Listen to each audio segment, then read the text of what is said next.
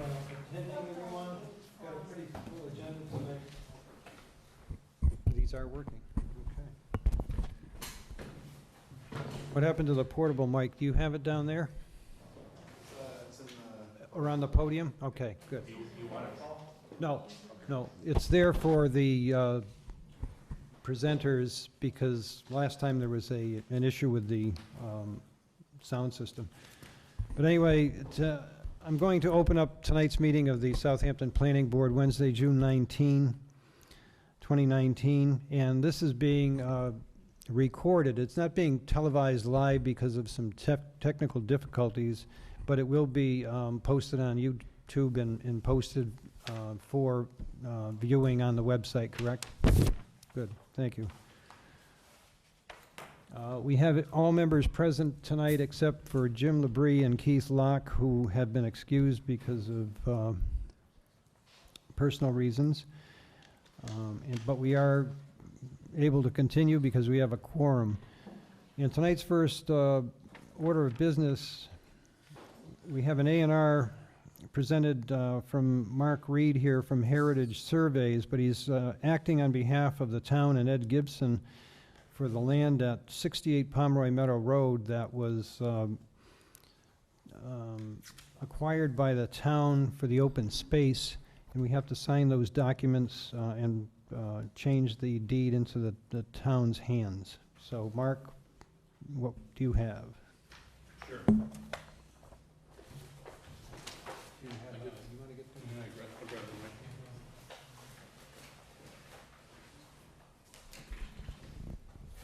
This is working. Okay. Mark Reed from Heritage Surveys. This is a 14.38 acre parcel of land that the board approved an A&R plan showing 5 building lots in January. The town of Southampton is under an agreement with Mr. and Mrs. Goosh that own the property to purchase the land.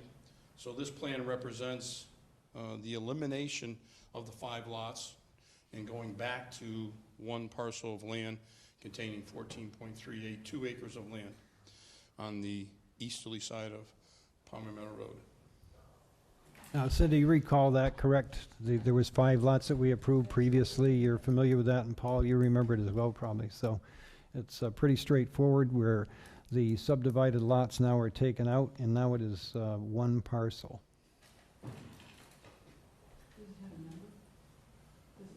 Is it going to still remain 68 Pomeroy? I guess so. But since there's no development on it, it's just going to be identified by a lot and parcel number, perhaps?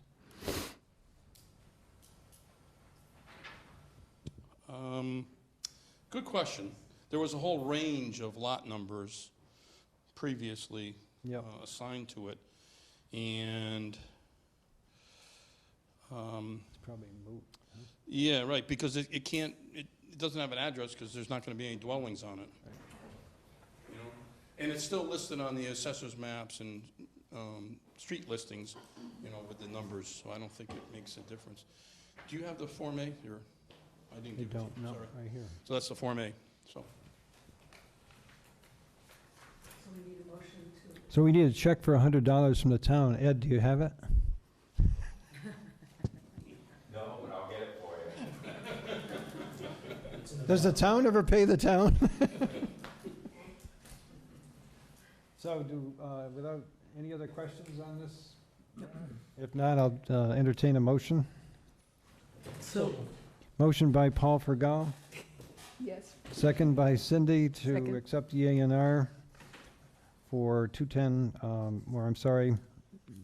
for the 68 Pomeroy Meadow Road to the town of Southampton. Any other questions? All in favor? Aye. Aye. Approved.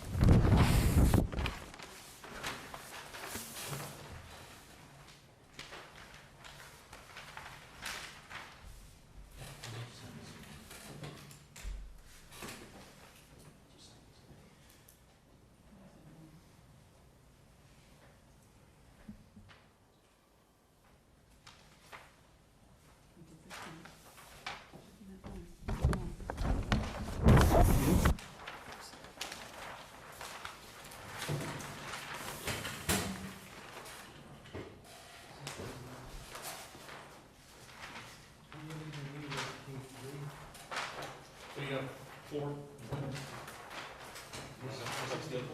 Yes, I left them down here.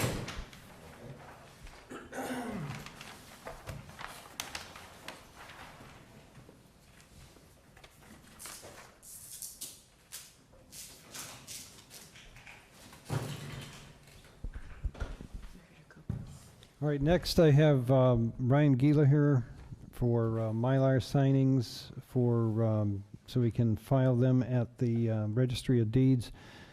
Fitch Farm Estates was approved back in May.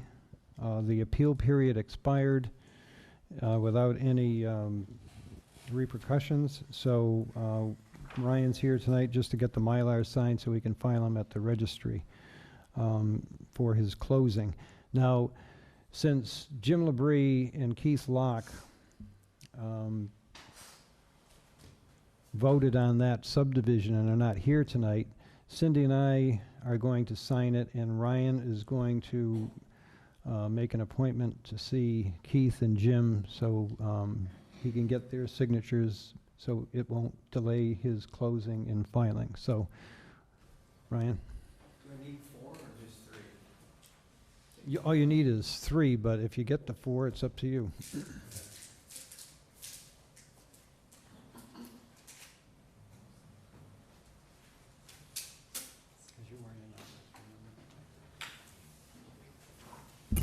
So,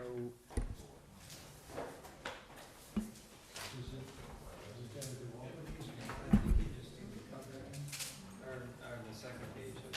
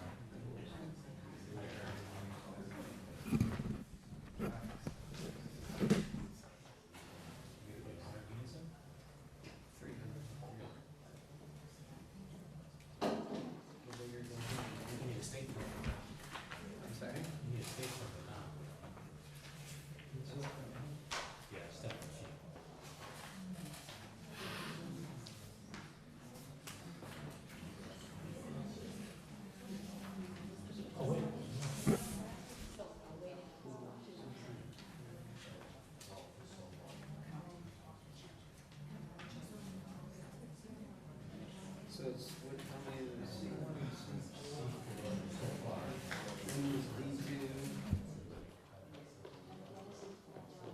But any of the municipal lien certificates.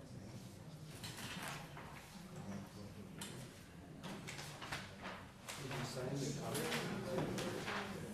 Oh, there's no sign for it, there's no line for it. Was there? Yeah. Yeah, I guess I was asking, you're right. We got there.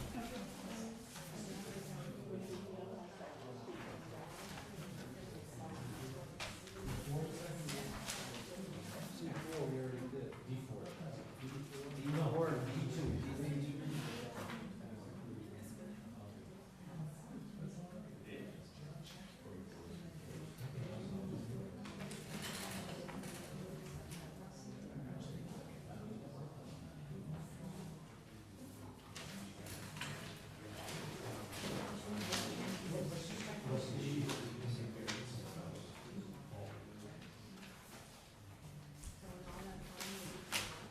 Yeah. Up on the top. There's two sheets.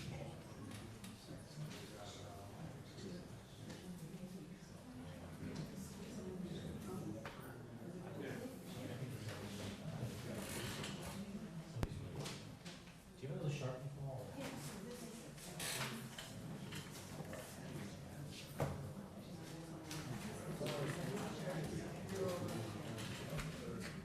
No.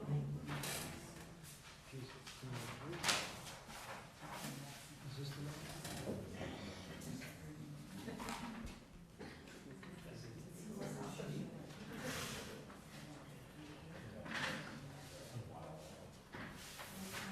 Just haven't checked it yet, so. Volunteer board, I understand we get back to the community.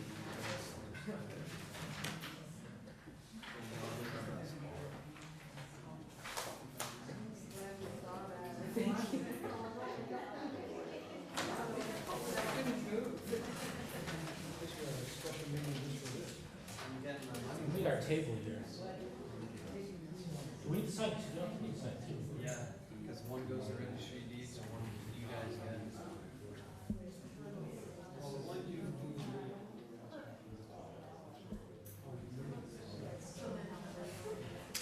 Well, I can leave you the blank ones and then when you have everyone here.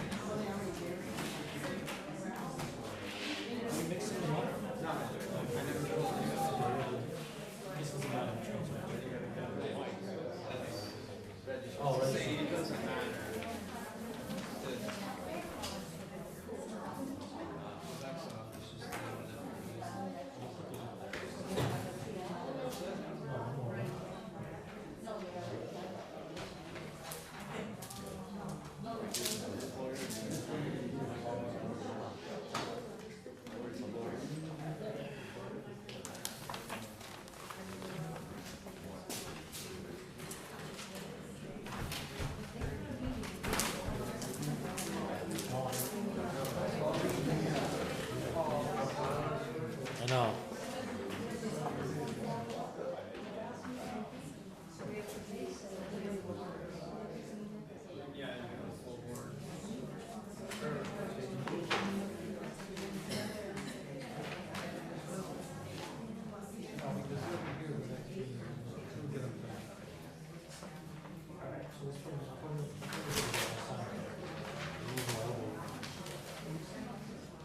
Oh, no, actually, I can't sign it. That's why he's gotta get, Right. that's why I gotta track those guys. Forgot about that.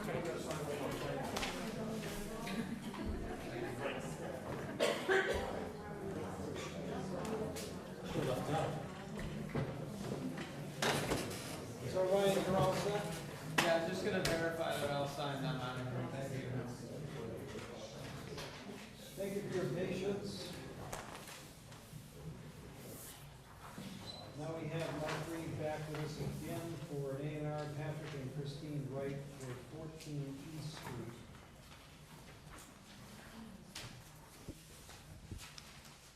Okay, Mark Reed again. I have a Form A and a check payable to the town of Southampton for $100 to cover the filing fees for an A&R plan being submitted by Patrick and Christine Wright at 14 East Street.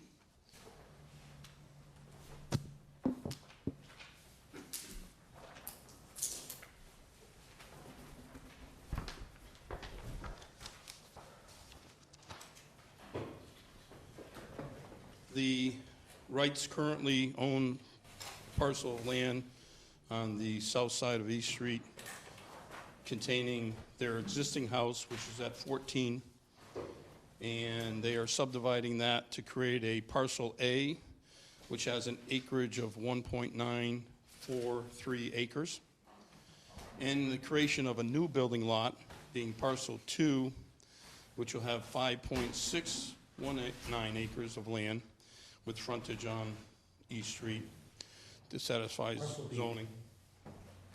Parcel B, that one. This is all a future building lot. And then parcel C, which only has 9,316 square feet, which is noted as parcel C, which is going to be conveyed to the abutter and incorporated with their land. As you can see, their parcel of land is very small, so the Wrights are conveying that piece. It's a tiny, tiny lot. It's about all house and very little yard. So it creates one new building lot. That's why it's a $100 filing fee for this lot. They have a purchaser for the existing house, which is at 14. Yes, the big colonial with the Victorian, with the metal fence in front of it. Yes. Yeah, the police station is right here. Yeah, and the library is right there. Yes. This is parcel C Correct. to be conveyed to, Ducharme. okay. No, I'm sorry, Dufresne. Reading upside down. Yes. And it's not a So building here lot. that doesn't, you have, You did it wrong. yeah, this, No, it's parcel C to be conveyed by Patrick, lie, okay. yeah, to Aaron, yeah, and incorporated with adjacent land to form one contiguous parcel of land. The zoning is, right, the zoning is 130 feet of frontage with 30,000 square feet for a building lot. The new building lot has 5.6 acres of land. Does it matter where the house is gonna go? It doesn't matter, just. Well, do this is the A&R, A&R. there's no building. Any questions on it? And this one will require a house number, so we ask that the parcel B be known as 16, as their existing house is now 14. Makes sense to have the next. Which, so what's this, what's this parcel? That one, let me look here. I got the map.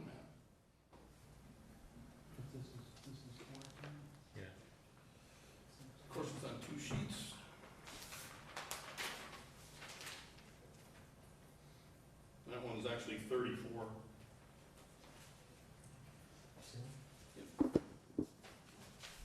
So 2 sheets here.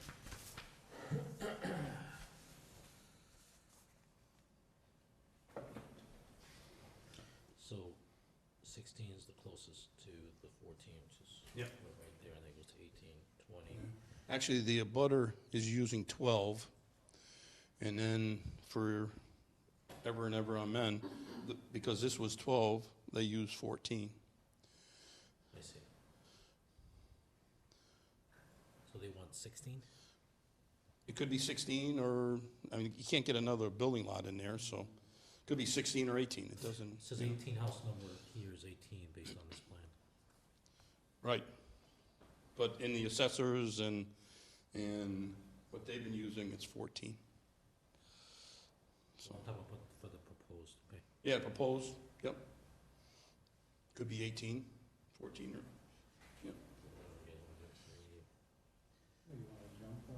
Well, well, it goes, if it does, there's 14, then it goes to, there's a gap, and it jumps to 34 on the other side, so. Doesn't really matter, Doesn't matter. as long as it's in order. right. You said 16. 16, I mean, kind of makes sense. I guess math quiz me. I have a motion on the A and R for 14 East Street to create a new lot, which will be known as 16 East Street. So moved. Second. Motion by Paul, second by Cindy. Any other discussion? All in favor? Aye. Aye. Start signing. Okay, so today's the 19th. Anybody else want our autograph while we're signing tonight? Is that correct?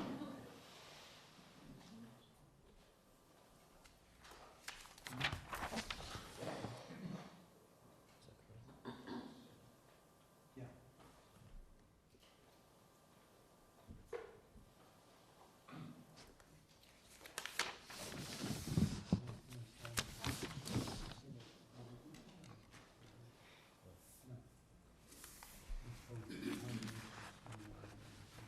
Can you hand me your Mylar? Sharpie.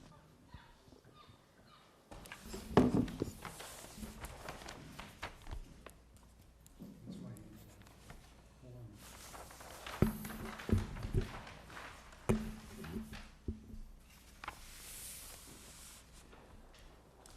Mark, when you're done, mark it.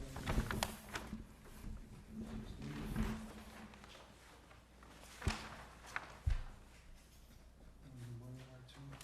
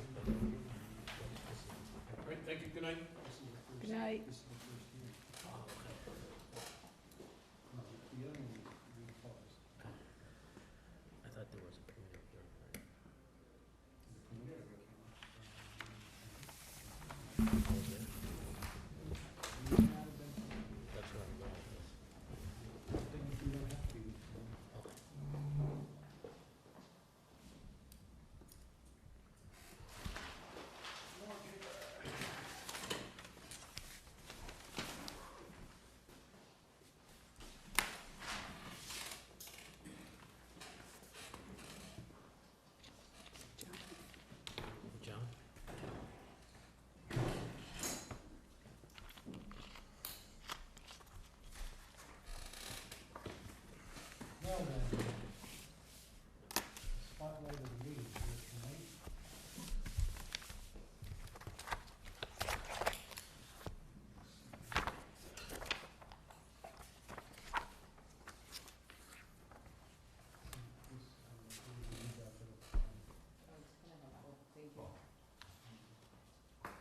Yeah, where'd that mic go?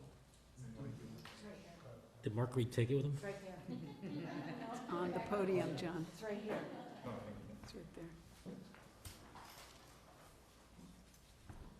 So this agenda item is a public hearing for a new subdivision on 34 Pequot Road. The public notice went out to the abutters, which I personally mailed. Here's the notice that the abutters received and also what was published in the Daily Hampshire Gazette the preceding Tuesday. Pursuant to Mass General Chapter 48, Southampton Planning Board will hold a public hearing June 19, 2019 at 7 p.m. Town Hall first floor to act on an application for a definitive subdivision special permit and a stormwater permit under the Southampton zoning bylaws. Sections 11, 14 governing the subdivision of land. The application is submitted by Anthony LaCory on behalf of Victor Bennell, the property owner, and is located at 34 Pequot Road, map 41, parcel 29.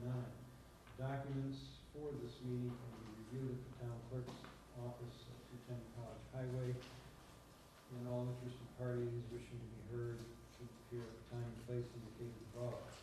The applicant has submitted a check for the subdivision and stormwater application. And as I mentioned before, the abutting lists were procured from the assessor's office, and I personally mailed them. And all I'm awaiting from them is the cost of legal ad, which is like $267. I'll find it here eventually under all this paper I have, but other than that, we're ready to go. Our consultant, which we are allowed to hire on our behalf, is John Furman, who's here tonight, and who's representing the Southampton Planning Board, and they were interested with the town of Southampton. And we also have Rebecca Associates from Westfield, Mass. That's here to present the application. And your name, sir? Philippe Crable. Philippe Crable is here to present the application. And you have maps, or should we? I do. Yeah. Okay. Where should I have this thumb drive, and I'm not quite sure if you want to try it. Can you put it up on the screen or no? No, good luck with the last time.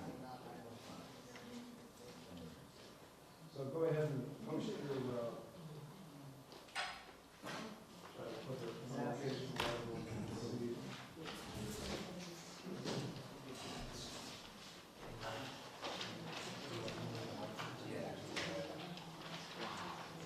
Yeah. Here, there's this one. Anyone from the public out here, concerned citizens, want to just review this and pass it around? I have an extra copy that's up to you if you want to just view it, if you haven't seen it already, because otherwise you're going to have to pay strict attention to the map up in front.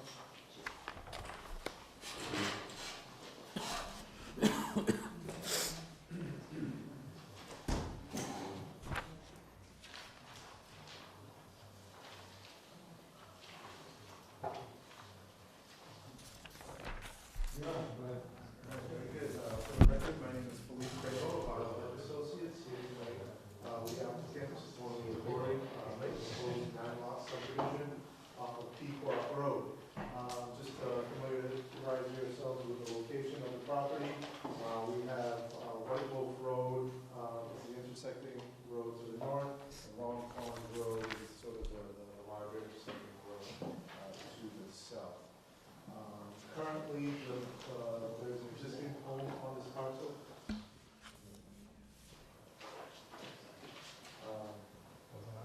Currently, there's an existing existing home, number 34, at the front of the parcel, the Pequot Road.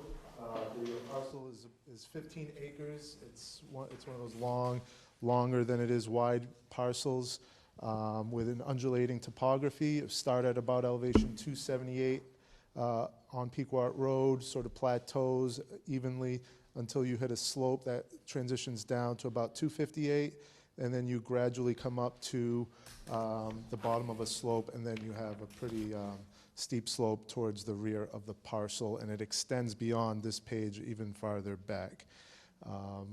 The parcel is encumbered by a number of easements. There's an existing 16.5-foot wide AT&T easement that transects the parcel as shown here on the plan, and also there is the Western Mass Electric easement that crosses the parcel at the bottom of the hill out back here, as shown on the plan.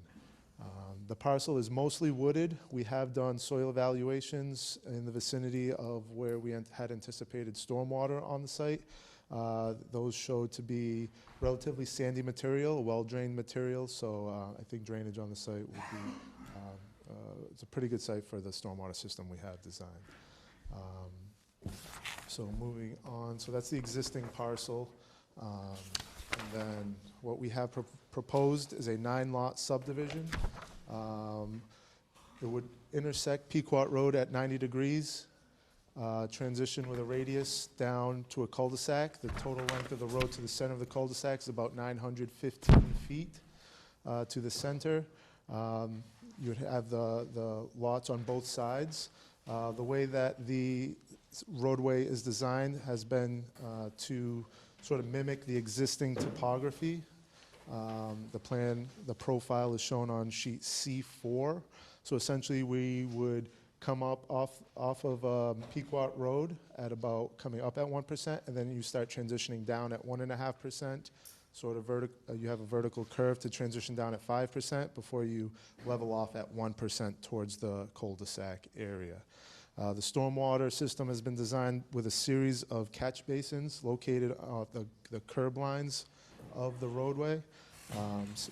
So you have a series of catch basins here at the throat of the cul-de-sac, and then a catch basin at the end of the cul-de-sac.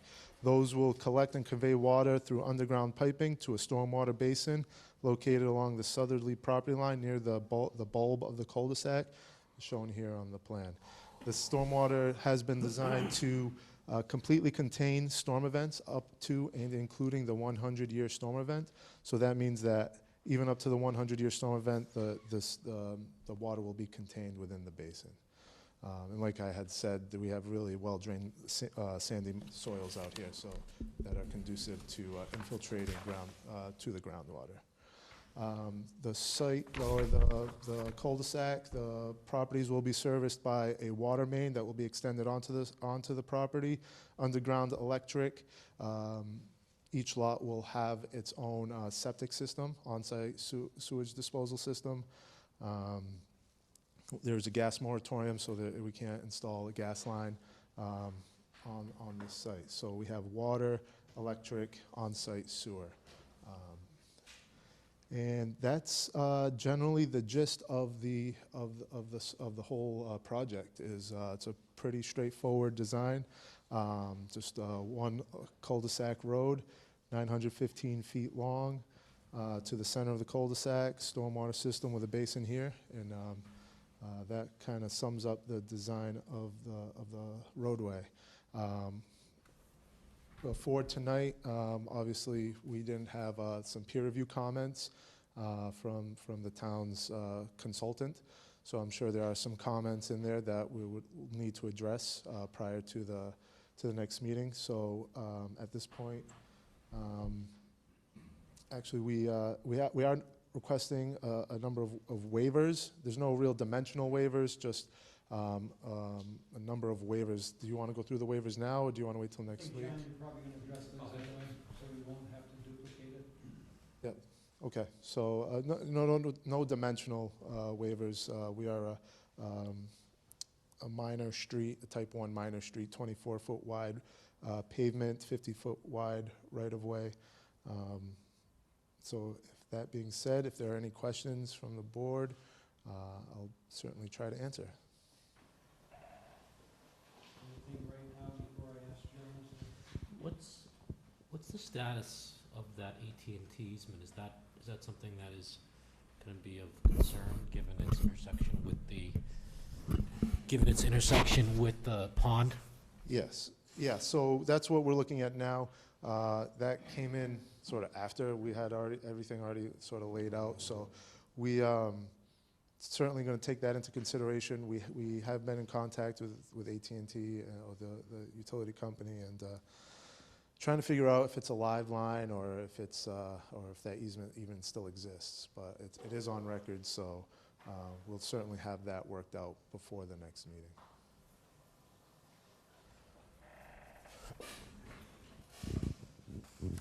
Cindy, anything yet? Anything? I'm also, All right, at this time, I'll ask John Furman, our consultant from VHB, to give his report and analysis of the project and address the questions and the waivers also that were asked. John, Good evening. is that working there? I believe it is. Paul, it's working. That is good. For the record, I'm John Furman with VHB. I'm the Director of Land Development for the Springfield office, and we're your peer reviewers for this definitive subdivision. You have a memo from me dated June 17th. Just a little housekeeping on that. What we've done, sit down, I tend to be long-winded. That's not funny.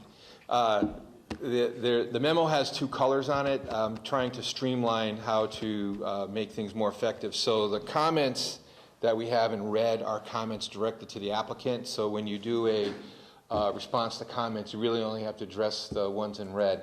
The ones in green are comments to the planning board. It's either an action item or something that you need to take care of. So as we go through that, I'll read them all and kind of direct to which ones you have to do. So the summary of the subdivision was correct.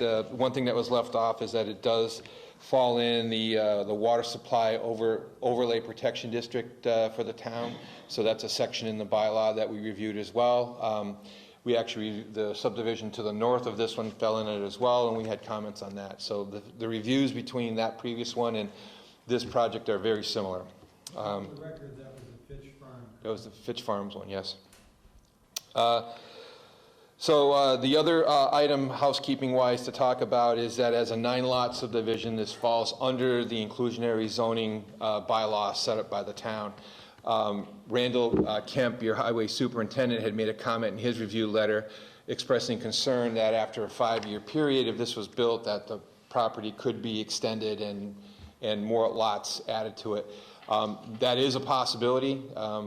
And it would be okay to do that underneath your current bylaw, but when you look at the topography towards the end of this site, it gets very steep. So those would be very expensive lots to build on. Those last 2 lots, I think, are 176,000 square feet each, where your requirement is only 30. So you might be able to get another 4 lots realistically out of there, but you'd have to extend the roadway.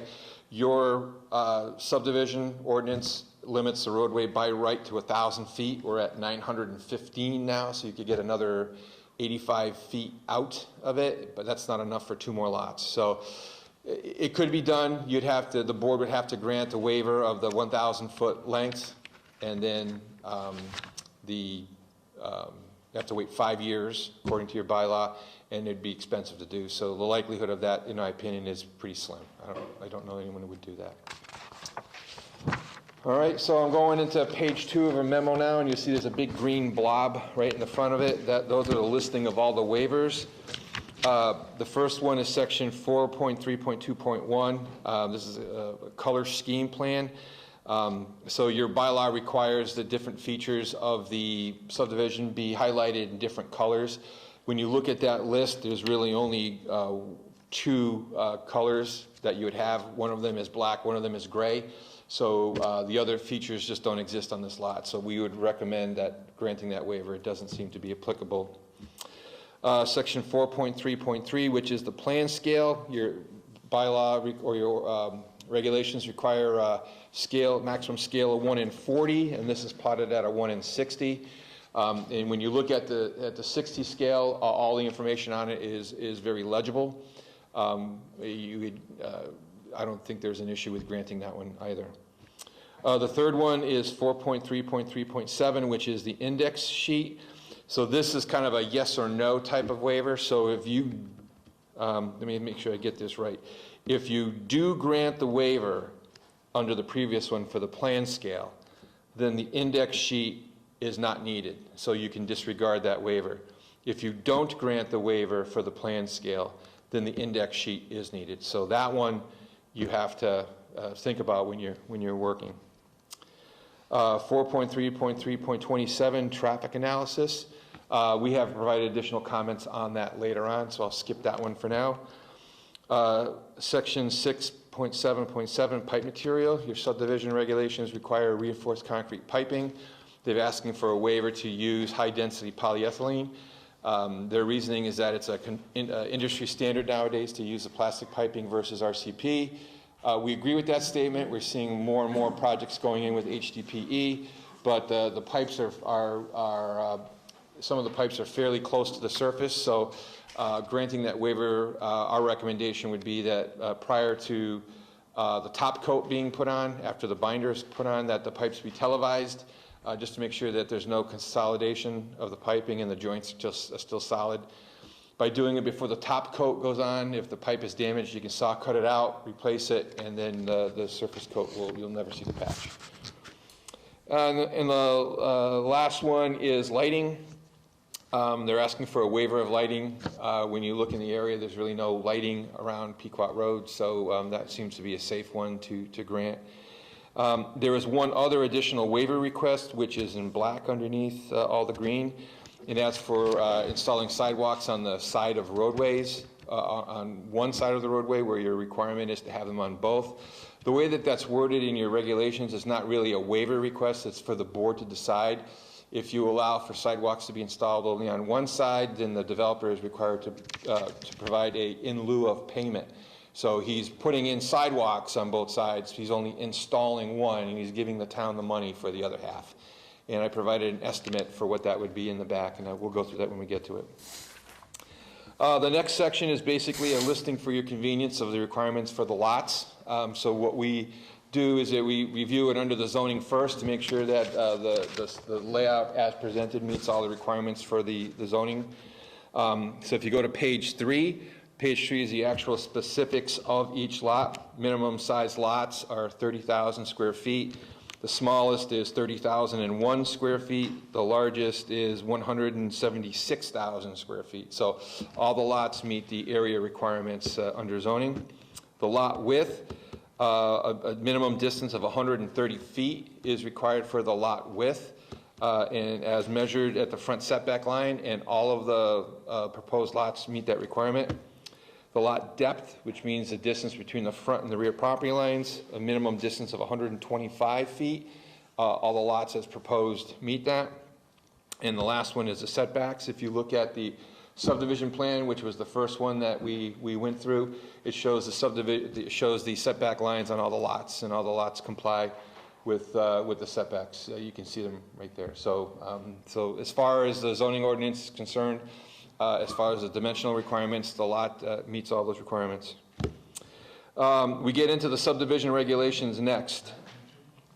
Under significant features, we talked about the colored plan. That was one of the waivers requested, so not really much saying about that. We get into 4.3.3 under plan contents. The first one to talk about is a stormwater detention parcel, but it's labeled SWD, which is where the detention basin is shown. That has to be in an easement dedicated to the town. And then there also has to be an agreement specified in the homeowner's agreement that the maintenance of that belongs to them. The planning board may elect to make the review and execution of the homeowner's agreement a condition of approval. One was not submitted in draft form as part of this application. The standards that you've been running under seems to be that when you approve the project and you get to the conditions part of it, you make it a condition that that agreement be provided. town council reviews it, and then you approve it prior to signing. So we just recommend that a condition be included in the review for that. I'm going to skip the ones that are in black unless you have a specific question about those. It is basically some of this information is provided just for your own information on, the requirement, and they met it. So the next one in red, 4.3.319, this requirement is that when you replot the plans or when the plans are plotted, that the center line of the roadway be shown in red. So we just recommend that be done. The next one, in green, tree species must be approved by the town tree warden. There are 9 lots, there are 18 trees required, 21 are proposed, so you're getting 3 extra on that. But the species should be verified and approved by the tree warden. Starting on the bottom of page 3 and going on to page 4, we talk about the traffic study. So the traffic study has 2 components to it. One of them is basically a determination on the impact that additional traffic would have on the roadway by a new development coming in. As a 9-lot subdivision, the actual traffic analysis portion of this does not seem to be warranted. If you have 2 cars for each house, both occupants, work. You're going to have basically 18 cars leaving during a peak hour in the morning, and then 18 returning at night, give or take. That is very low volume compared to what Pequot Road is capable of carrying. So we wouldn't recommend doing a traffic study based on that. The second part of a traffic study is more of a safety analysis. You have some requirements in your subdivision regulations that they have to provide. I looked through and I didn't see them, and just list them now. Usually they are sight distance, safe stopping distance, an intersection sight distance. So if a car is sitting in the driveway, being able to look left or right, that you have adequate sight distance to see that. The subdivision to the north, we questioned having adequate sight distance because when you look through there were some trees on this corner that might need some maintenance and cutting. This driveway is now located closer to that corner. So again, we're recommending that just the sight distance analysis piece of it be submitted. That's based on speed of the vehicles on Pequot Road. So it's a very simple calculation, but we should just have that documented for the file.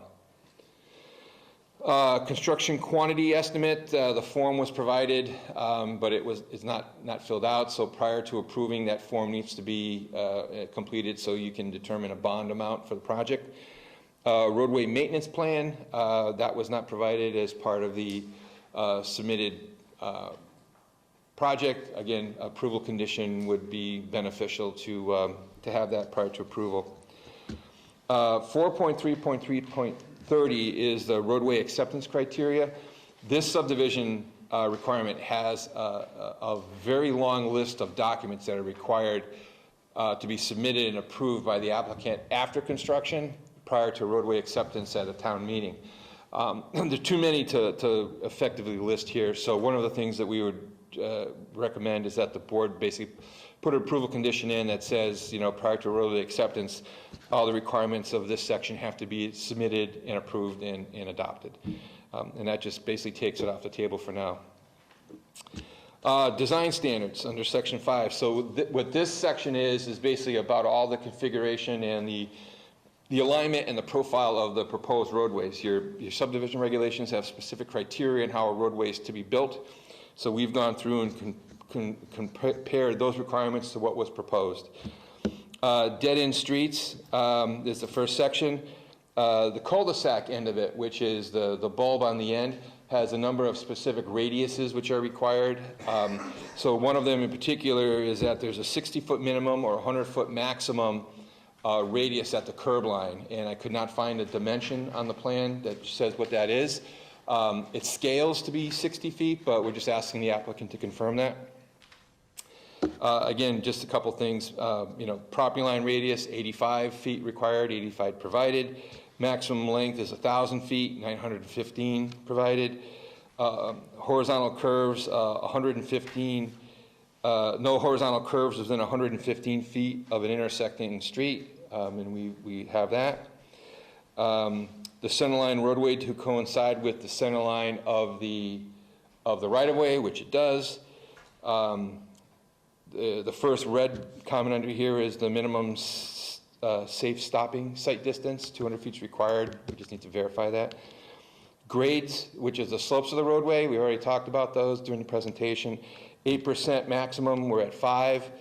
0.75% minimum, we're at 1, so we meet both of those. The next one is a distance, safe stopping site distance, which is 300 feet. We need to verify that. Minimum straight line roadway distance at an intersection. 100 feet is required. So this one needs a little bit of an interpretation. So what you're looking at is where the roadway intersects the Pequot Road. The cul-de-sac length is measured at that property line. So that is basically station 00. So the way I interpret this code is that you have to have a straight line roadway for 100 feet from that line. And this plan has 91.73, so it misses it by basically about 9 feet. So the curve that you see here has to get shoved back just a little bit in order to comply.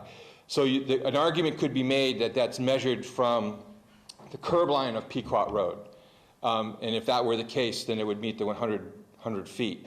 But no other dimension, no other measurement in your bylaw goes from the curb line. It's always from that property line. So I interpret it that 100-foot distance should be started from that property line, and that curve has to be pushed back about 9 feet in order to comply. So that's actually a change that will affect the subdivision a little bit. Not a big deal, just some adjustments, but it needs to be accounted for.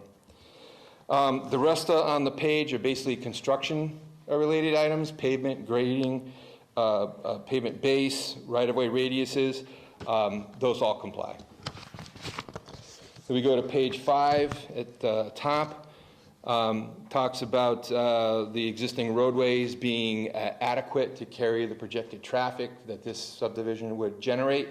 Again, Pequot Roadway is a long-established roadway. It's in good condition. 9 proposed lots are not going to generate a lot of traffic that would affect that. So we don't believe, in our opinion, that a traffic study is warranted for that portion of it, but the safety piece of it should be addressed. Easements, we had comments on easements in the additional comment section. One of the items that we have seen is that Eversource, I guess it is now, usually does not like their infrastructure run within the right-of-way because the town requires trees to be planted in the right-of-way, and they don't want their infrastructure underneath trees in case they have to dig it up.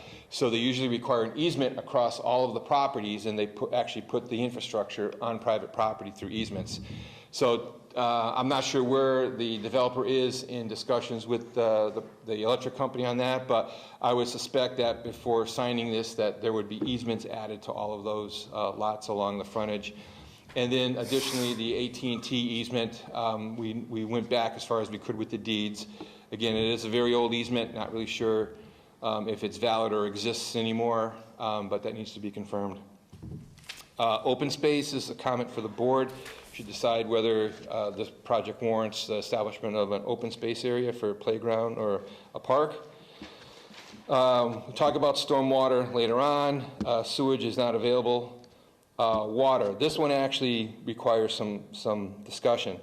So the project is proposed to connect to the town's municipal supply system. And when we reviewed this project and the one above it under the preliminary design phase, we had made a comment that there should be an interconnect between these two properties to avoid having a dead-end water line on each roadway. The previous project, what Fitch Farms to the north, actually created an easement along its property line and proposed a water line going down to the common line between these two. This project does not pick that up. So it basically goes as far as that northern property line, and it's not shown anywhere. So we would recommend that the plans incorporate an easement to the town, and that the water line be extended and connected to the water line in the roadway, so that the only dead-end portion of the main would basically be basically the 2 lots that are on the end of each cul-de-sac, versus all of them being on a dead end. So the green is basically, you know, referring to the comments that that should be done, and the board is basically talking to the water department to make sure that they want that loop in there, but we would recommend it. It just makes for better water quality. Section 6, required improvements for a subdivision. These are just some notings of some things that are in the subdivision that are taken care of. A tracking pad for erosion. The bituminous berm at each driveway should not be cut for the driveway. Those are notes incorporated on the plan. Curbs, catch basin spacing, 300 feet. I'm on page 6 now. Drainage pipe, 12-inch diameter minimum. Capacity based on 10-year storm. Drainage pipe to be RCP. So everything prior to that one has been addressed and met. RCP pipe, a waiver has been granted, saying you need to act on that. Sidewalks. Your requirements are that you install sidewalks on both sides of the roadway. This project is proposing to install them only on the southern side, starting at Pequot Road, going along the frontages, and basically ending at the middle of the cul-de-sac. So if you look at the back page of this report, we provided a calculation, as we did on the first project, for what an in lieu of payment would be. So basically, if you take the cul-de-sac length, half of the circumference of that, it's set back 5 foot from the curb line, so you have to do all that math to get the center line distance. So you have to strip the topsoil, excavate the soil, install a gravel base, install 1-inch top course, 2-inch binder course, and then loam and seed for all those areas here, based on using RS means for a cost in lieu of payment of $19,700 rounded is what would be contributed to the sidewalk fund. We had a discussion last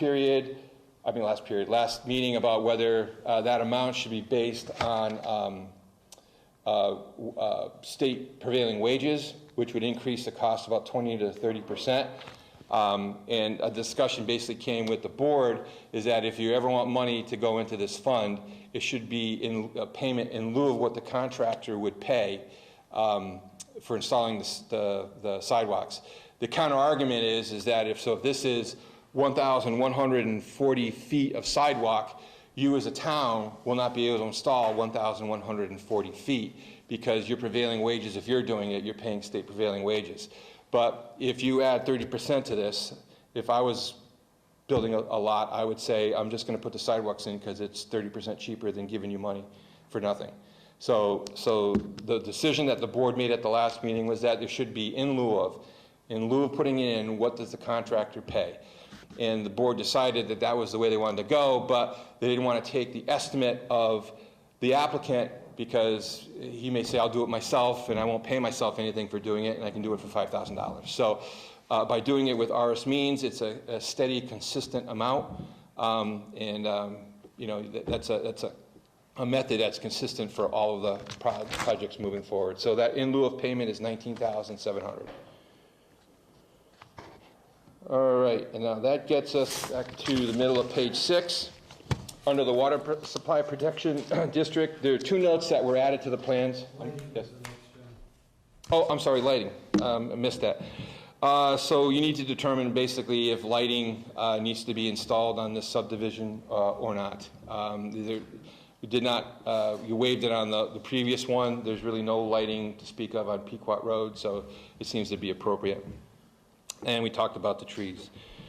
Water Supply Protection District, so residential subdivisions are not prohibited in that overlay protection district, but there are some requirements. There's basically 2 of them. And the notes have been added onto the plan. The first is that the use of commercial fertilizers, pesticides, or herbicides shall be used with caution and shall not result in groundwater concentrations exceeding Massachusetts drinking water standards. So that note has been added to the residential subdivision plan, so any prospective buyer will see that.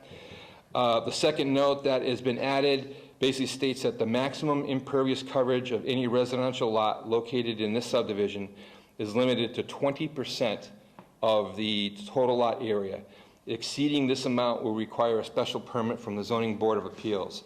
So these lots are a little smaller than the previous subdivision, so I would suspect that coverages under this lot are going to approach closer to that 20% mark than the previous one. When you start looking at a 3,000 or 4,000 square foot home, if you put a patio in back and then you put a driveway in, it's very easy to get to that 20%. So as building permits come in for this project here, you should look to make sure that that calculation is provided, not only from the stormwater perspective, that if they're disturbing more than an acre, because these won't except for the back two, but that 20% coverage becomes important for that special permit. Getting down to erosion and sediment control, the bottom of page 6 are basically just statements of the requirements. There are a list of exemptions that the zoning ordinance has that says that if you're one of these 6 items here, you don't have to file for a stormwater permit. This project does not fall into any of those exemptions, so a stormwater permit does need to be required. If you go to page 7, the ongoing stormwater maintenance agreement. So an agreement has to be put together and signed by both the board and the applicant, basically agreeing to the maintenance of the stormwater features on the site. One was not provided. Typically what we've seen is that there's a long-term operation and maintenance agreement that has been put together and included with the stormwater calculations. All that needs to happen is to have that be turned into a form of an agreement that can be executed by the board and recorded. So the requirement and the information is all there, it just needs to be put in a different form. And then the fees, we're assuming that the fees have all been paid. Procedures for review and approval of stormwater permits. The planning board is required to circulate the application to all the board members, which include municipal departments, which include building inspector, conservation commission, board of health, and highway department. I have only seen comments from the highway department. The other boards have not commented, or I have not been provided any of those, so just confirm that that's been done. The next item, under the stormwater permit, you have to list specific inspection dates for these 4 items, and we just need those dates. So typically what we see is that that is, for tracking purposes, a condition of approval is just included in the approval. Surety. The total cost of the construction of the stormwater maintenance system needs to be provided so you can determine what the bond amount for the stormwater system is. So there's 2 different bonds. You have one for the subdivision itself, and you have one for the stormwater because it's a separate regulation. So you have 2 bonds to do there. Erosion control plan. All this stuff, you can see that they're all addressed. Item E is the only one, and that's basically regarding the electrical easement, as we had talked about before. Going to page 8, almost done.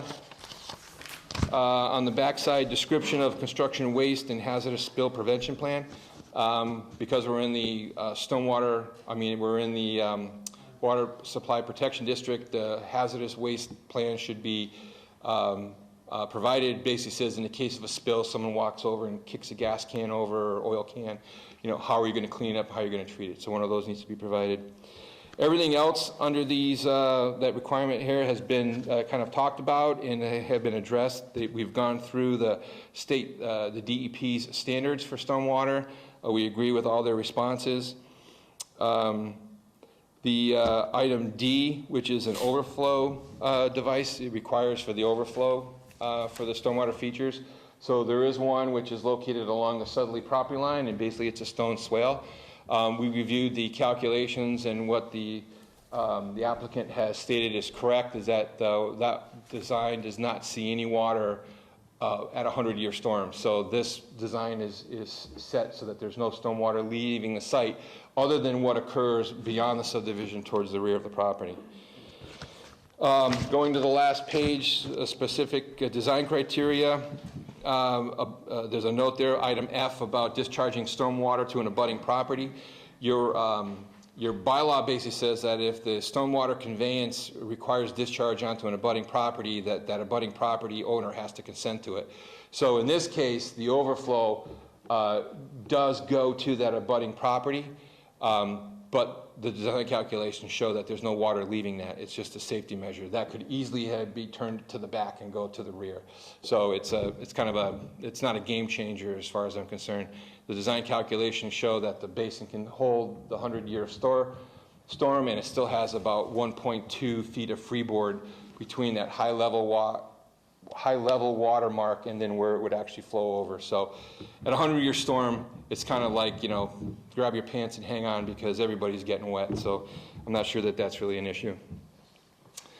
The formal maintenance agreement, we talked about that. And then the last one is the performance bond. The form of surety needs to be decided by the planning board.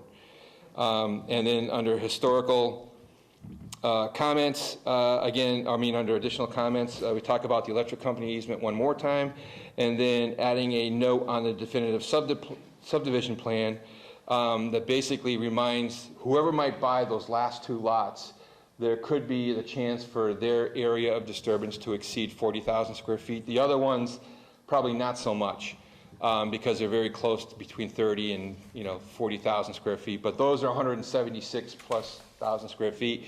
So there's just a note on the plan that basically says if you exceed 40,000 square feet, you have to apply for a stormwater permit for this board as a homeowner, not as part of this project, as a homeowner. And estimate on the back for the sidewalks, and that's it. Yep. At this time, I'm just going to read into the record a letter received from the Highway Department Superintendent dated June 5th, 2019, from Randall Kemp, the Highway Superintendent. Received the site plans.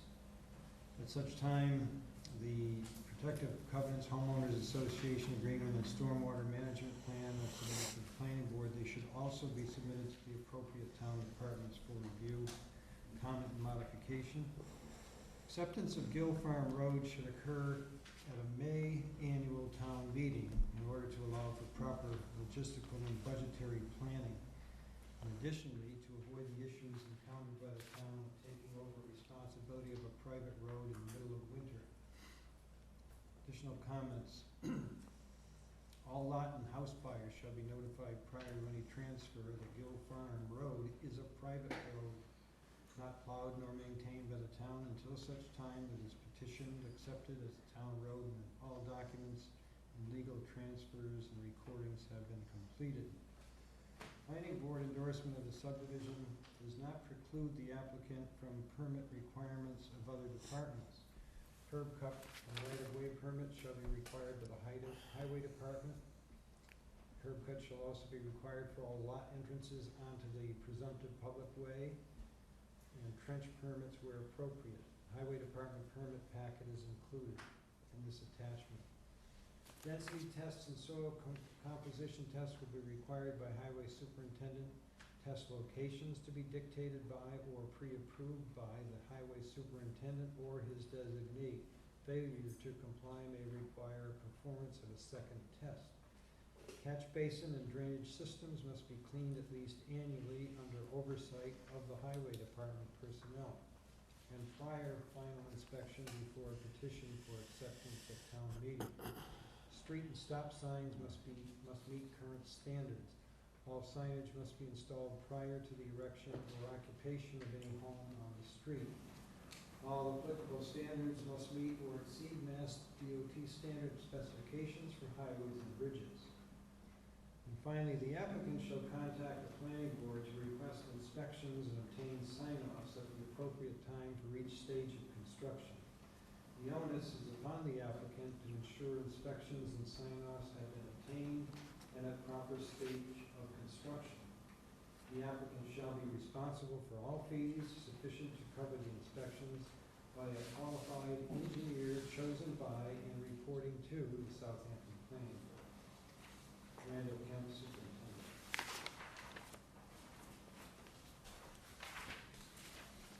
Now then, before the board has questions, I'd like to ask the people out here in the public if they have any comments or questions. And if they do, you come to the podium and state your name and address for the record, and please feel free to do so.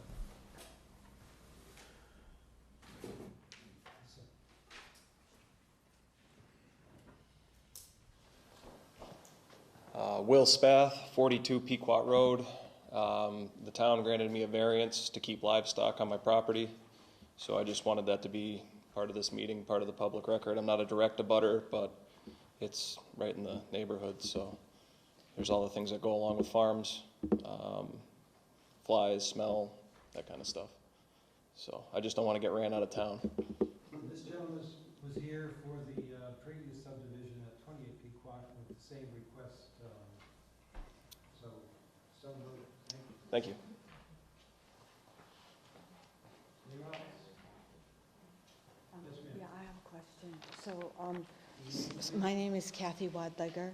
So my land abuts the Gill property. And I do have some questions about the water. Let's see if I can use the correct terms here. The stormwater management, because it does abut my property. And I am concerned about that. And Would you like to address that concern? You're probably worried about runoff then, right? yeah, I'm worried about, This is what and, they're designed for, to prevent that. yeah, but, I see property in the back, so why wouldn't it go to, at the end of the cul-de-sac where it abuts your own property? I mean, where it's on your own property rather, or, if there were any drainage, it would be on the property. I'll try to answer your questions and your comments. So the way that we try to, when we design these subdivisions, we try to sort of use the existing topography so that we're not sort of bringing in a lot of excess fill and sort of creating this unnatural feature when you build the roadway through the land. So the existing topography is such that right there's a low point that runs right through the middle of the property here. And so naturally, that's where the water wants to drain. Now the way we design these stormwater systems, we have very strict regulations that we follow and design standards that we follow when we design these. And we've done a series of test pits out there, and we use that information, the soil information from the site, to size this. That's why it's the dimensions it is instead of larger or things like that. In regard to putting it, back here behind the cul-de-sacs, that it's just more of a topographical thing, because the grade starts climbing up. You start going up the hill, so naturally the low point is right where that basin is. And that basin has been designed for the 100-year storm, which is essentially almost up to 7 inches of rainfall in 24 hours. No water will come out of the basin. The slope, I mean, it does, I don't know about the slope. So if it. Do you want to go speak? I'm sorry. So if it abuts my property, is that something that I'm going to have to be asked to agree to? No. All right. So I am concerned about that. And I would like to know if I have a problem and, how I can address it. Because, it sounds to me, this whole plan, that you don't have a lot of space there. You're doing one sidewalk in rather than two. You've got the water thing going on, like, very close to my property. I guess I do have concerns. It seems like it's getting all kind of squeezed in, and I am very concerned about that, the water. And then there was, so there's the storm water, but there's also there's some other things. What are the other systems that are connected to that? So it's the storm drain, the catch basins, the storm water, that's all the runoff that goes to that spot, right? So how far from my property line will that be? Is there a number of feet that it has to be away from that line? John? There's no requirement for how far away from a property line that that basin has to be. It can be right up to it, but when you look at the design, we all design towards the same standards. We all design towards what the DEP has determined to be adequate. And this design meets those standards. As far as answering this woman's questions about if she does have problems after it's constructed, the answer is she comes back to you or to the Board of Selectmen. There's a stormwater permit that this board issues on this property. And so if you start with the Board of Selectmen, they would refer it back to the planning board. The planning board would then call in the homeowners association, identify them with the problem, and then they would have to hire their own engineer to come up with a solution. So that's the mechanism for doing it. But I'm going to ask additionally, related to her question, John, our consultant, do you feel that this is a concern for this property owner, that she's going to have runoff? I don't, because our trade is a numbers trade. So we look at, in order to get to the final design of this, there's a number of tests that have to be done. We have to determine where the groundwater is.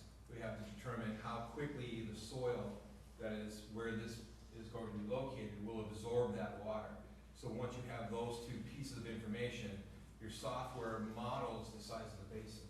If the basin were too small, the software model will tell you that the water is coming out of the basin and going onto the adjacent property. So then the answer is that you make the basin bigger until that stops. So I have another question. Is it, would it be easy enough for the contractors to adjust the grade toward the back and keep it on their property, and if there's any runnage, it goes to nowhere? Is that unreasonable? Do we answer that? Go ahead. It's unreasonable because of the existing contours of the line, of the lot, because it gets very steep as you go towards the back, and the way that the topography was described, that is the low point. Water just won't go up that way. They basically have pushed it as far as they can. When you look at the profile, that last catch basin, that piping is laid very flat because the grade is starting to go up, and if you go too much further, you're just not going to get that water from the catch basin to go up hills. You'd be digging huge holes. So, and this drainage, this water, all this stuff, this will include the pollutants from the chemicals being used on the lawns, stuff being reused on the road, whatever gets drained off is going to end up there. Is that correct? The lots, not so much. The lots are going to drain however the lots are graded. So this system is designed just for the roadway system. So this doesn't include the drainage from the houses. It's just the road. That's correct. And to further address that comment, the catch basins are spaced every 300 feet. Those catch basins, again, comply with DEP requirements. There's a 4-foot sump area underneath the pipe. So any sediment that might get on the roadway from winter sanding falls into that sump area and stays there. If there's any floatable product like oil or gas, the groundwater is going to flush that into the catch basin as well. And the catch basin outlets have hoods on them. So because it floats, that material stays in the catch basin. It doesn't get transmitted downstream. And as the last stage of defense, there is called a proprietary stormwater treatment unit. So all these catch basins, can you point to where that's located? Yep, it's the last manhole right there. So all the stormwater, after getting the initial treatment at these catch basins, goes to that system, which is a high-performance stormwater treatment unit. So it provides further treatment before it goes into that basin. So there's basically 3 forms of methods being employed to clean stormwater. And did I hear earlier in the presentation that they are maintained? They're cleaned? Okay, so, and that's every year? Yeah, it has to be done every year under the supervision of the highway department. All right, so if there were any... Not by the highway department, but under their supervision. So if there was gas or oil or whatever, it would get taken and removed? All right, and thank you for answering my questions, appreciate it.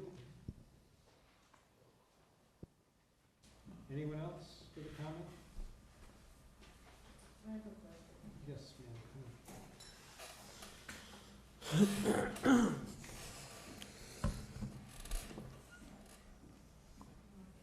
Shield, 66 Pequot, I'm in a butter. What was it again?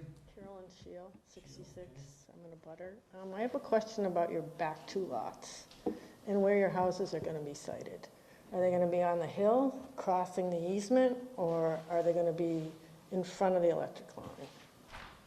So the way that these two lots are set up is that essentially, just due to the constraints of the length of the cul-de-sac, that was just the remaining land of this. No, I know larger what the property. land looks like, but where are the houses going? The house is reasonably anticipated to be closer to the cul-de-sac, but that's something that each individual homeowner can decide, because that is part of their property at that point. Well, I didn't know if you could cross the electric power line with driveways. You could probably cross underneath it with the driveway to get I've up never to seen that. that. Does that, that I really think there's- happen? Have you seen driveways under? Yep.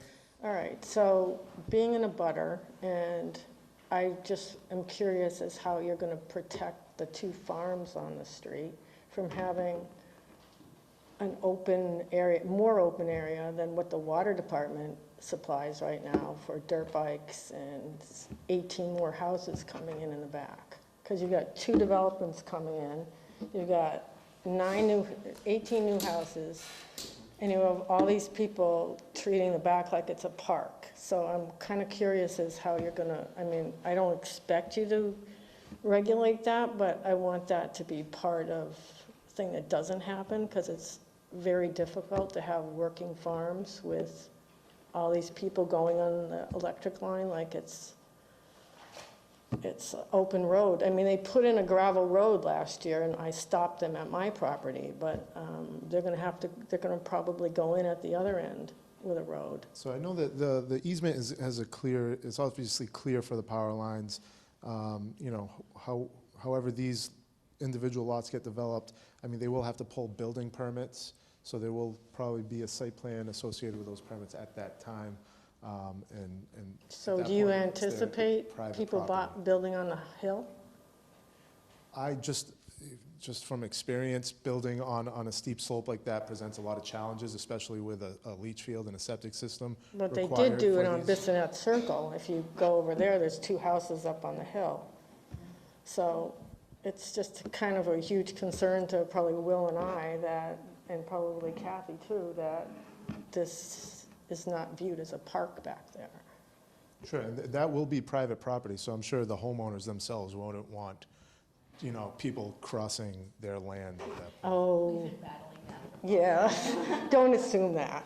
They can come right in on the water line, so, all right, I just am really curious about putting a house on the hill like that, because it opens up a lot, so. All right, I didn't really get an answer, but. Thank you.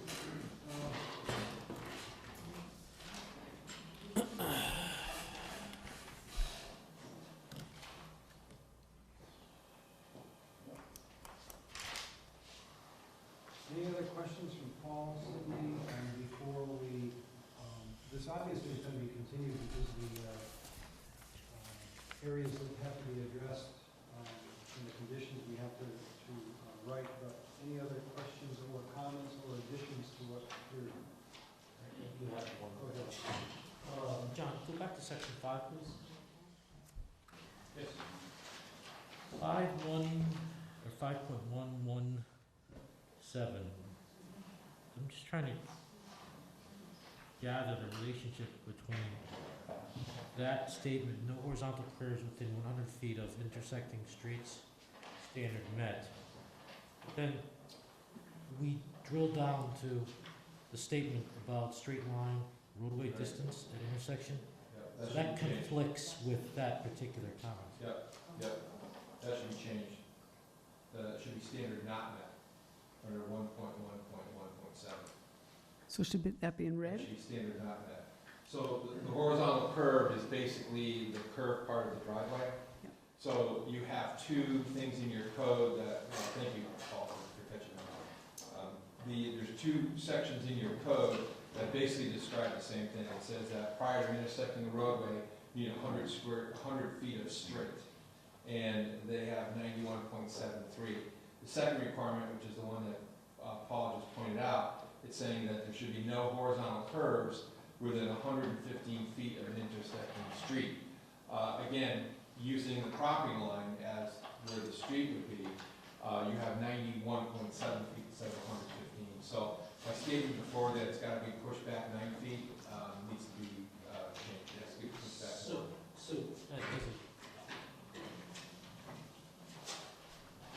As someone that would, as if I was to lay this out and read that comment, when you talk about intersecting alignments, particularly with intersections, you start the distance at the center line of that intersecting roadway. That's where the code, which I mentioned, the code is very vague on how that is laid out. So the length of your cul-de-sac starts at the property line, the right-of-way line that the new roadway intersects. But you're talking about geometry of a roadway. I mean, I agree with you, it's vague, I'm just, Yeah, I'm adding more fuel to that fire. yeah, your argument is valid, so the standard is met if you go to the center line of Pequot Road. Right.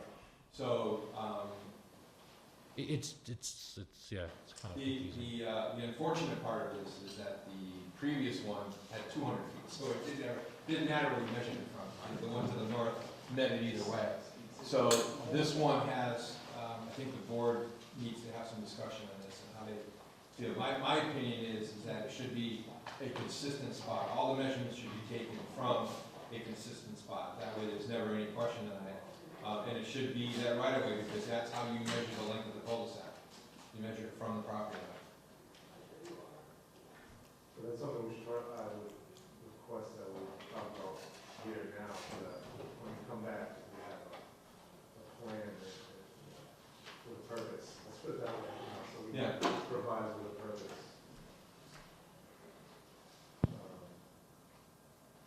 Because as you said, depending on where you measure it from, that is one thing. It wasn't anyone from the right of way, but if you measure to the edge to the edge of pavement, you have 100 feet.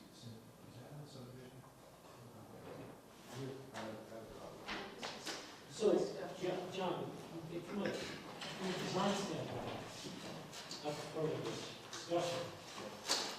From a design standpoint, when you think about roadway intersecting geometry, you could make a valid point that it's based on the edge of the roadway. You could.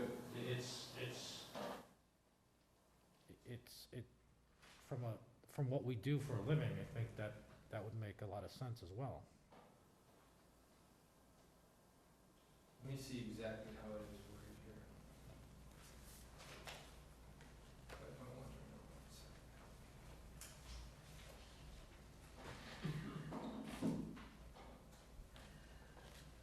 Oh, that's why it's the standard method.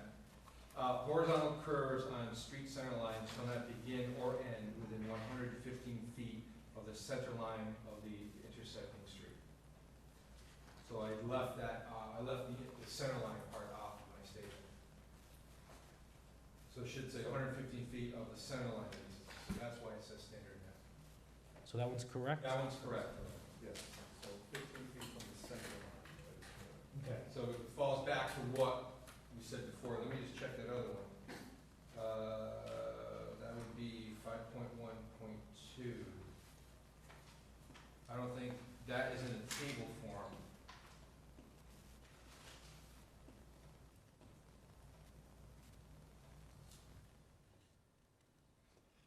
Minimum, all it says is in the chart, it says minimum distance center line of roadway shall be straight when approaching an intersection.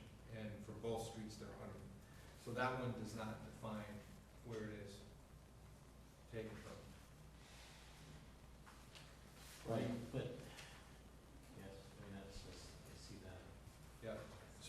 the argument could be made that if you're measuring that from the center line of the intersecting street as the previous one, then the subdivision is correct. So I guess from a safety standpoint, I guess my take on that, you know, we have that there for a reason, right? What's the reason?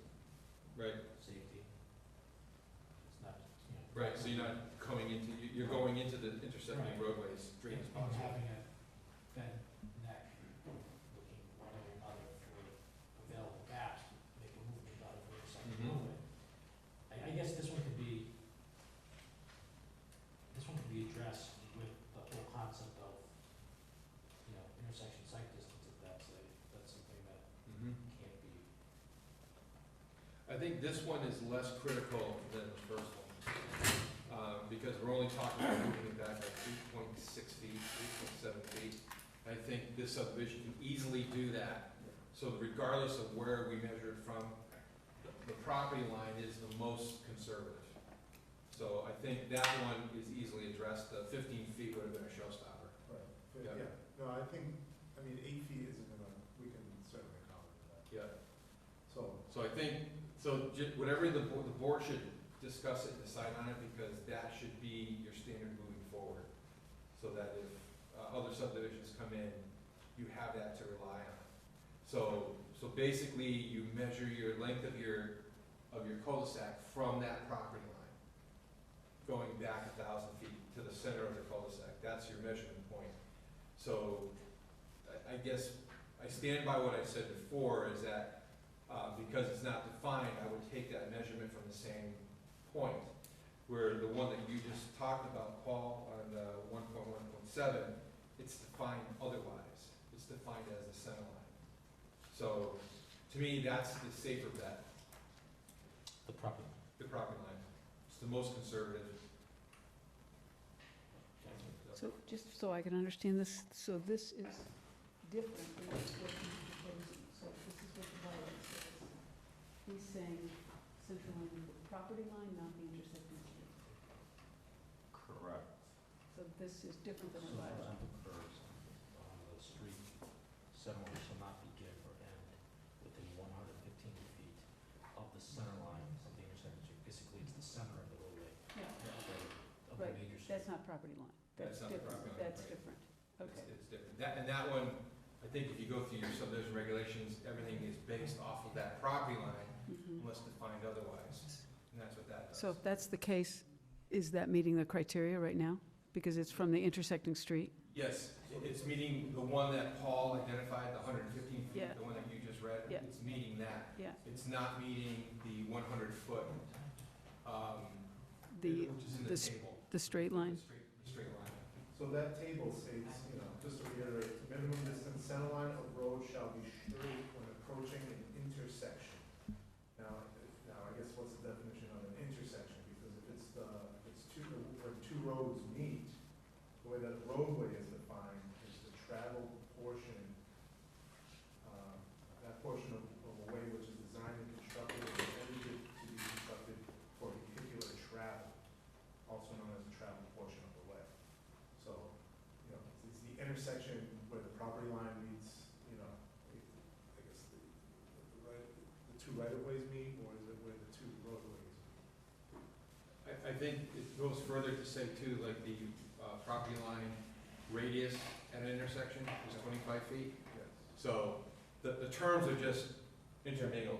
Right, and then it says roadway, yeah, 25. Roadway radius, and then Roadway, it says and then property right- line at an intersection. right-of-way. So it's defined many different ways, but I think when it's not defined, going to that property line is a safe bet. It's the most conservative. Do you want to get Larry's take on that? Well, if the guy that helped prepare them is here, that might be a good thing to Let's put him on the spot. put him on the spot. What's the question? I have not seen this plan, so seriously, what's the question? So, let me explain it. So, there's a requirement in the roadway design standards. Yep. That the new roadway, the distances should be straight. Correct. Before intersecting with another roadway. Correct. That's 100 feet. Yep. It doesn't say where that 100 feet is measured from.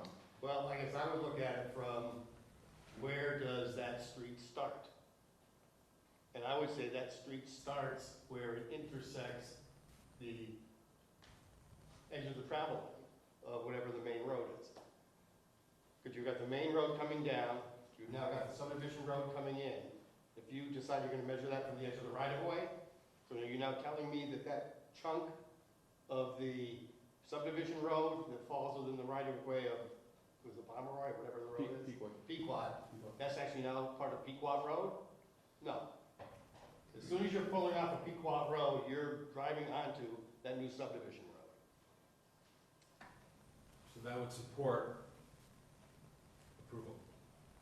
That doesn't mean, so basically it's from the gutter line of Pequot, so there's a third. And just not to keep talking about this, but I will. If you see the intent of that statement or that regulation, it also goes back to your sight lines, right? From an intersection, and where do you start usually? From the edge of your intersecting road, right? Wherever your stop line is or wherever the vehicle placement is, so it comes up to engineering judgment to make that happen. So that's where my argument was coming back earlier, was you can technically measure it back from the edge of travel on the intersecting road. Yeah, because once this subdivision road gets accepted by the town, it's really not a separate right-of-way, it's all interconnected with the right-of-way from wherever the Pequot Road was.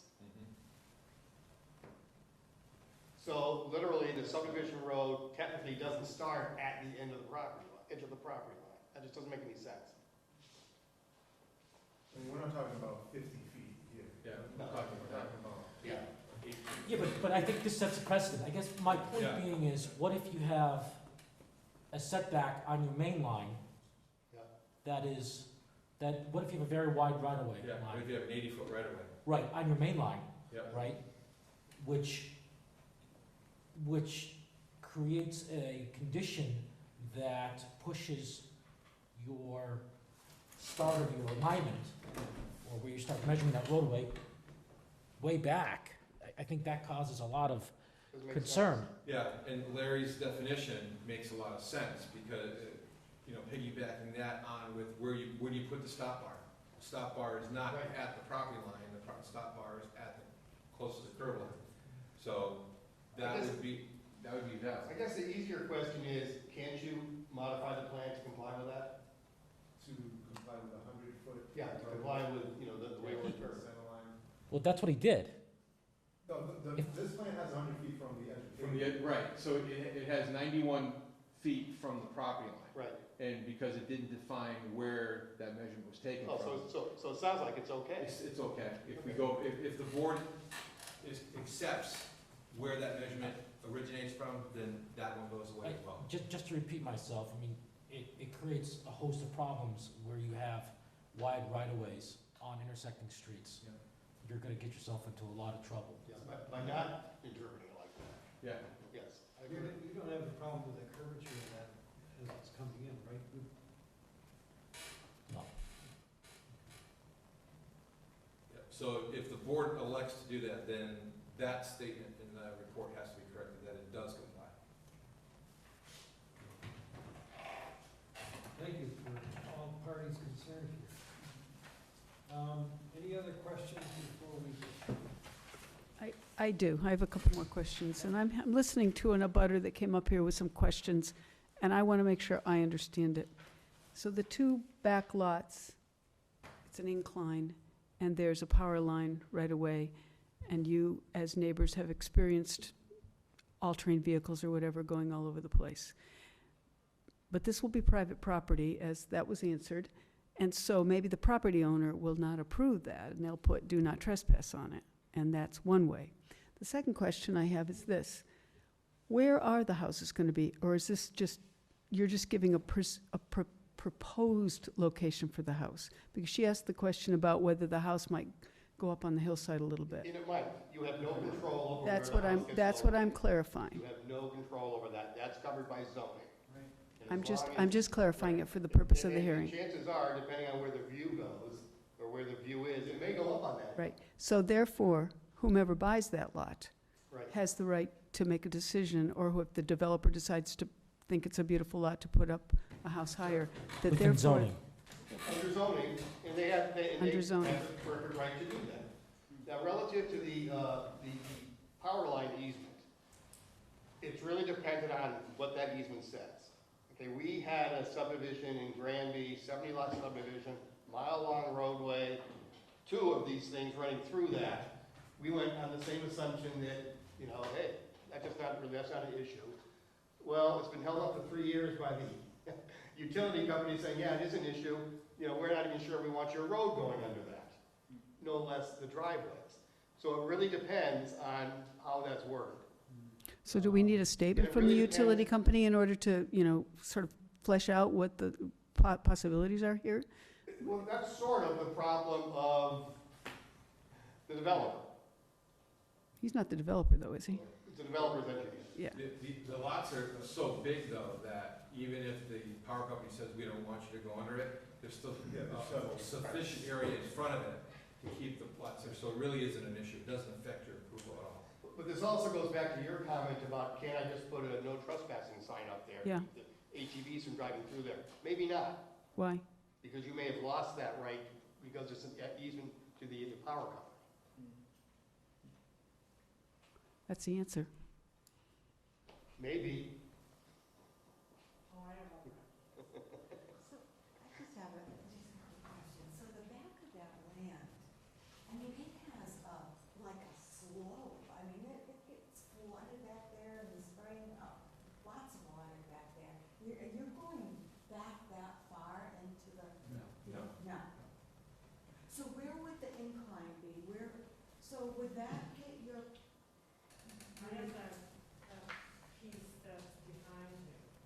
Oh, okay. Yeah. Okay. All right, so. Okay. So you're staying up on the flat part and not? In front, Yes. in front of. Okay, that's what I thought originally. Who is the developer here? Who's going to build the? Recording, he's sitting. Oh, hello. So I'm going to ask you a question that I asked. These are the owners, and you're the developer. I'm the developer. Okay, so we know that this is 9 lots. Therefore, it doesn't fall under our inclusionary zoning requirements. And you understand what that is, right? No. You don't? What did you say again? I didn't, 9 lots. I'll have to get up closer because I can't hear. So this is 9 lots, and therefore it falls out of our inclusionary zoning bylaw in the town of Southampton. And what that says is, if I understand it correctly, is that if you go greater than 9 lots, then you have to build one house that falls under the concept of affordable housing. Yeah, I heard that, but it's new to me.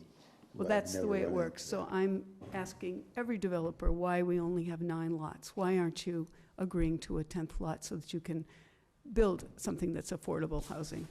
I should probably answer that. Because that's why. What's why? I didn't get the answer. You're getting a 9-lot subdivision because they don't want to build the inclusion. And I'm going to ask every developer, why not? For the record, that's Mr. Lincoln LaCour. Oh, hello, Mr. LaCoury. Thank you. So why aren't you building 10? You can ask him if you want. Just really on this particular case, it's a dimensional thing. We're essentially 85 feet short of the total length of cul-de-sac roadway. We couldn't physically extend the roadway long enough without getting a waiver to add an additional lot on Okay, this. so the lots 2, 3, 4, 5, aren't they exceeding the usual width of the lot, which is 130 feet? I mean, the required minimum width is 130, don't they exceed that? Yes, but then you also have the area requirements. And the area requirement too, so there really isn't enough space? There's not That's enough the answer in this one? Yes, in this particular case, just because of the dimensional Okay, requirement or constraints. okay. It's an important point in our town that we aren't ever seeing developments of greater than 9 lots. Well, that's a zoning change. Is it considered the same subdevelopment if it's the same property owner on opposite sides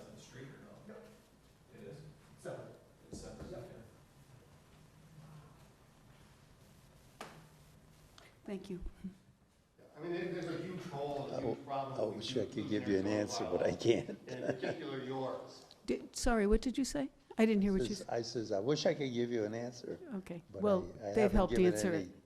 any thought, Okay. along with the owners of the property, Okay, which I am not. But just for the record, I mean, you did say there could be waivers. You actually could do it. You would have to try to get waivers in order to change it.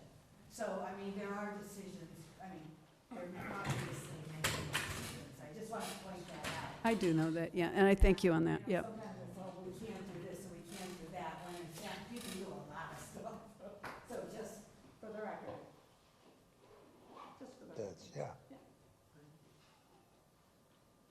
Any other comments or questions before we can wrap this up for this evening? Just the one thing I will do is, because I have that comment that is on the page 4 with the 91.73 feet, I'll add a supplement to this tomorrow and then email you out an updated report. I'll just put a updated date under this one, it'll be tomorrow's date. And I can email it to Rob's office as well, because I just want to make sure that that's correct, so. And then now that, when I do that, the board will have something to rely on for future decisions if that discussion ever comes up. One question I had, what about, there was nothing in the plan that I saw about, is the mailboxes gonna be out at the, on Pequot Road, or are they gonna not do that? You know, if that was part of your I plan? believe we've set aside a specific area for. I know you have a pad there for the end of the sidewalk. I Yeah. didn't know if there was, I can find out for you. I'll see. isn't that the preference of the post office? Yeah, to have it all in one location. We've done that before. So Yeah. It's up to the postmaster, Yeah, talk to the postmaster. right? Yeah. Other than that, so Lebec Associates can address all the concerns we have going forward, so we can write the conditions. We're going to have to continue this hearing. July 3rd is out, which would be our regularly scheduled meeting, but I don't believe anybody's going to be in town. I spoke to Keith, and Jim may be back as well, and if they watch this recording on the town website, they will can trigger the Mullen rule and then be able to weigh in on it and vote on it after reviewing this meeting. So Keith is available on July 10th. I don't know what your availability is, Cindy or Paul, and he's also available on the 17th. So what do your calendars look like? I'm available the 3rd, the 10th, and if necessary on the 17th. It would not be my choice, but I will be in town, I'm not available on the 17th. so let's not do The the whole week I'm 17th. out. All right, so for all intents and purposes then, is that gonna give you enough time, July 10th, to address these, or we can even push it back to the 24th of July? No, we should have, July 10th should give us enough time. All right. Do you want me to try and rough out a decision for you like last time, for that meeting? Yeah, then we can edit that. Okay. Yeah. So right now, I'll take a motion to continue this to July 10th at 7 PM. And I'll check with the other parties. You said you're not available on the 17th. I am not.